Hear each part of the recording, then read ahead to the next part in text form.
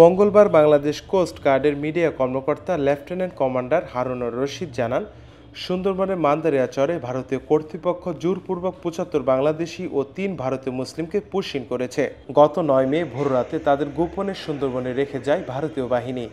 উদ্ধারকৃতদের অধিকাংশ দীর্ঘদিন গুজরাটে বসবাস ও কাজ করছিলেন। ভুক্তভোগীদের বক্তব্য অনুযায়ী ২৬ এপ্রিল রাতে ভারতীয় পুলিশ তাদের বাড়ি ঘেরাও করে, বুলডোজার দিয়ে গুঁড়িয়ে দেয়, পরিবারের সামনে অমানবিক নির্যাতন চালায় এবং চোখ বেঁধে সামরিক বিমানে অজানা স্থানে নিয়ে যায়। পরে জাহাজে খাদ্য ও চিকিৎসাবিহীন অবস্থায় সুন্দরবনে ফেলে রেখে যায়। প্লেনে চড়ালো, এই কালারের গাড়ি আর কি প্লেন, তো পুরো ড্রেস ছিল ওদের, সাল্লাং ড্রেস ছিল, মুখও বন্ধ ছিল, এদের মুখ চিনা যায় নাই, চিনতে পারিনি। তো নিয়ে আর কি আমাদেরকে, আমরা বাসের থেকে নামিয়েছি, বাসের থেকে নামার পর আর কি ডাইরেক্ট ধীরে ধীরে ভিতরে নিয়ে বসাই, হাত বেঁধে দিল, পা বেঁধে দিল, চোখের মধ্যে পটি মেরে দিল।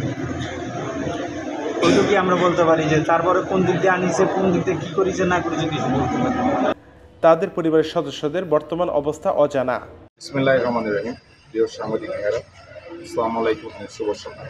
আমি lieutenant commander Abdar, operation officer, Bangladesh coast guard পশ্চিম জোন। আপনারা জানেন যে গত ৯ মে ২০২৫ তারিখ গভীর রাতে বাংলাদেশ এবং ভারত সীমান্তবর্তী মান্দাবাড়ির চরে ভারতের প্রশাসন কর্তৃক ৭৫ জন বাংলাদেশি মুসলমান এবং ৩ জন ভারতীয় মুসলমান নাগরিককে জোরপূর্বক পুশিং করানো হয়। পরবর্তীতে তারা মান্দাবাড়ি ফরেস্ট অফিসে আশ্রয় গ্রহণ করলে বাংলাদেশ কোস্ট গার্ডের কাছে খবরটি আসে। বাংলাদেশ কোস্ট গার্ড এই সংবাদ প্রাপ্তির পরপরই দ্রুত ঘটনাস্থলে জাহাজ এবং বোট প্রেরণ করে। পরবর্তীতে জাহাজ এবং বোট কর্তৃক ৭৮ জন লোককে উদ্ধার করা হয় এবং তাদের প্রয়োজনীয় চিকিৎসা এবং খাদ্যদ্রব্য প্রদান করা হয়।